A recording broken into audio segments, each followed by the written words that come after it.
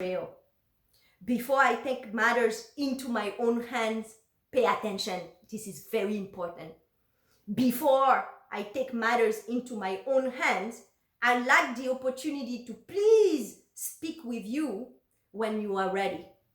You haven't even begun to share what actually went down during that time, but I am already fuming.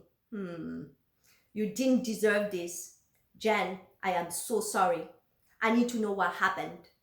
I assure you that these two will be hearing from me. Thank you. And then she added on, and that is not to say that you didn't feel betrayed and abused by us all. That's not what I'm trying to say. But there's a big part missing here. When you are ready. Thank you, Jen.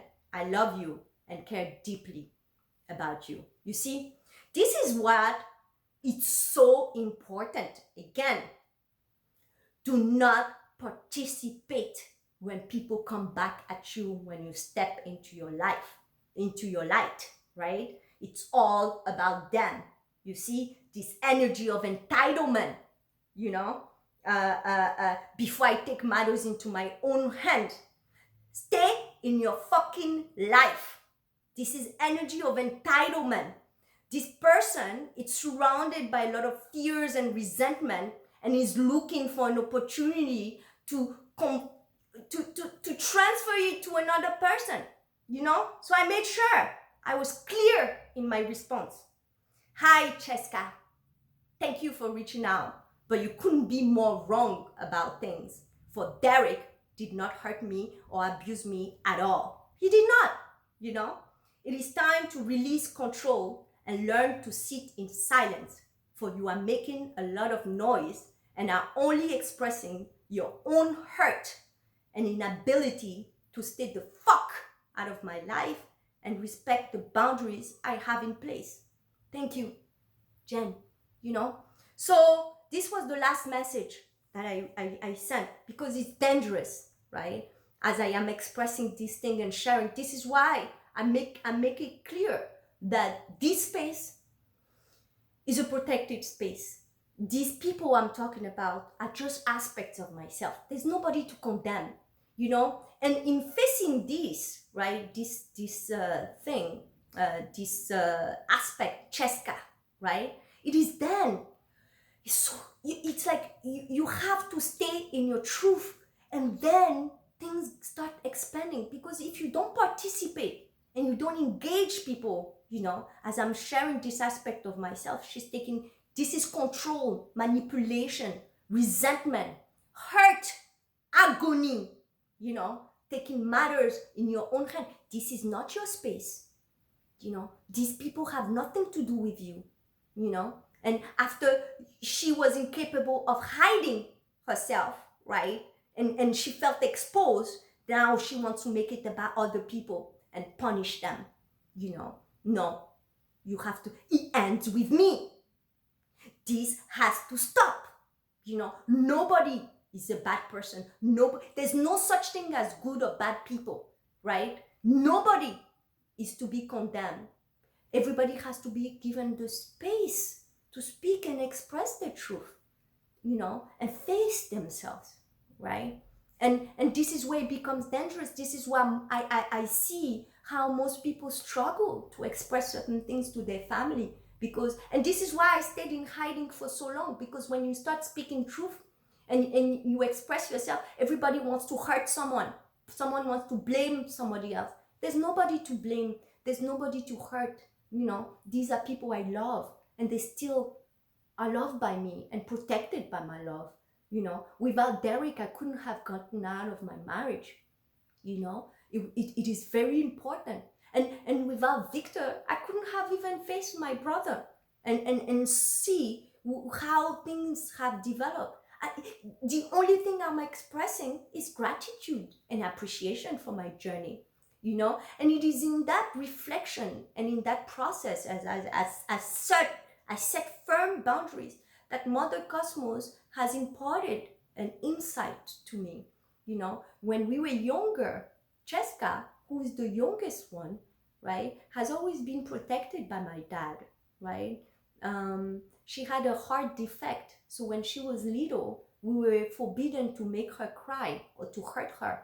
So she would come and tease us and provoke us and run to our dad and find herself in his protection. And she was excellent in school. She was always the first of her class.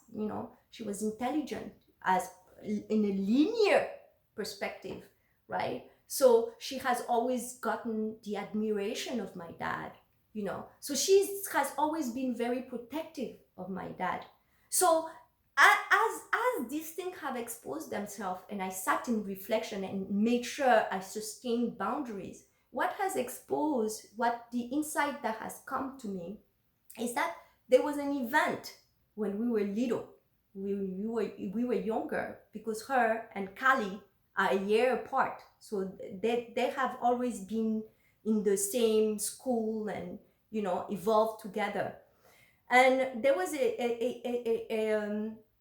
she will taunt Kali in ways that I will observe, right? Sometimes she will try to braid her hair and she will leave it half off and refuse to braid the rest, and Kali will, beg her and cry and seek her approval and assistance. Or, Kali used to be persecuted by my dad for school because, she struggled just like me in school with grades, and she will be begging Cheska for help with some of the mathematics or homework that my dad will put on the board for her, and Cheska will taunt Kali.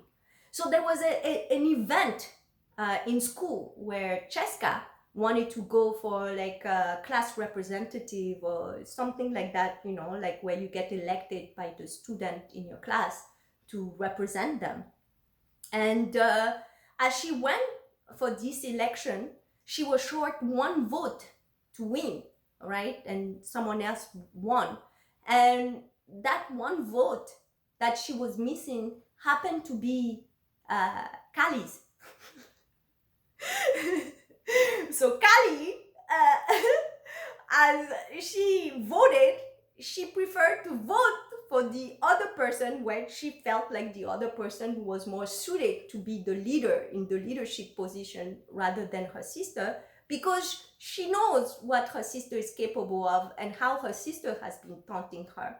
So as she expressed that to, and she was honest, she expressed that to Cheska. She said, yes, I voted for the other person because I don't think you are ready because of how you manage things. I observed that you manage things. You are not ready for leadership. So Cheska came home and exposed this to our dad. And again, you see, I'm going to expose a lot of stuff because it is then that my dad, enraged by this news, right? Because Cheska was his favorite, the baby, the intelligent, person.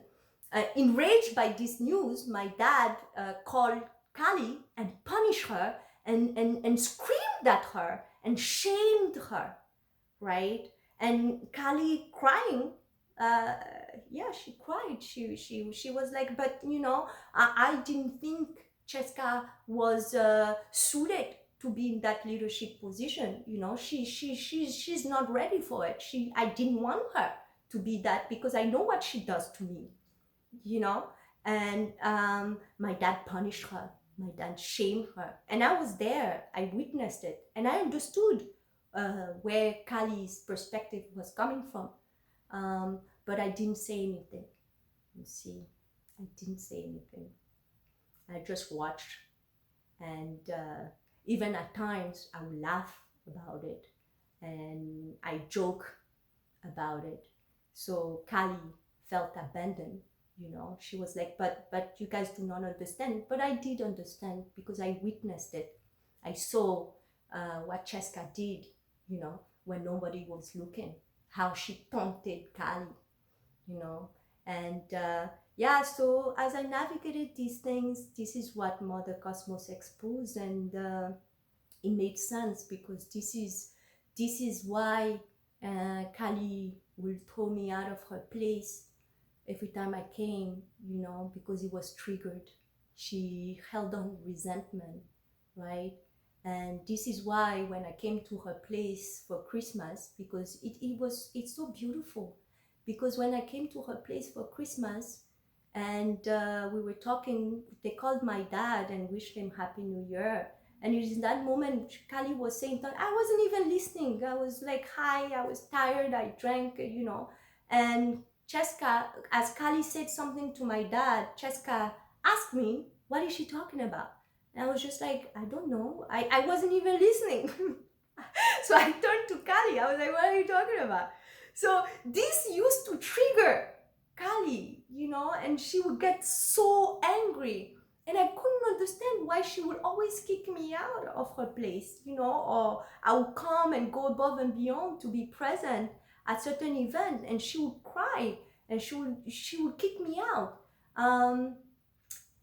Because this specific event, has and she felt bullied by me, right? I would joke and I would laugh off what Cheska would do, and there were times where they lived together, and Cheska did some very despicable things towards her, even threatened her life at a point, and she shared that in certain circumstances. And every time she would share it with me, I would just stay passive, right? And she would say that you guys are ganging up against me. So this was the trauma, and I couldn't see it, you see? Because when you victimize yourself, right? I was just reflecting this energy of victimization. But with great power comes great responsibility. I didn't take accountability for the hurt I have imposed on my own sister Kali, and it's very humbling because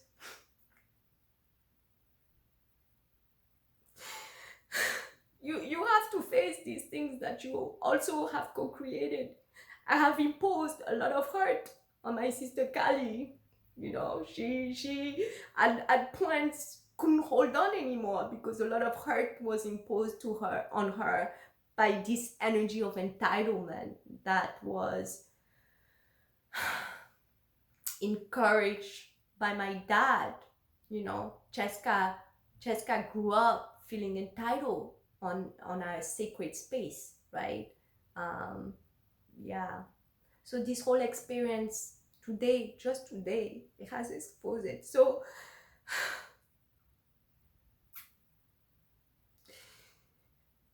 I am using this opportunity to tell you, Kali, I am sorry for all the hurt I have imposed on you. I am sorry. I'm sorry. May my tears wash away all the hurt and bullying that I have imposed on you. May my light be a reflection of your own light. Reverence, generosity and beauty. Please forgive me. Forgive me. Thank you. Thank you. Thank you.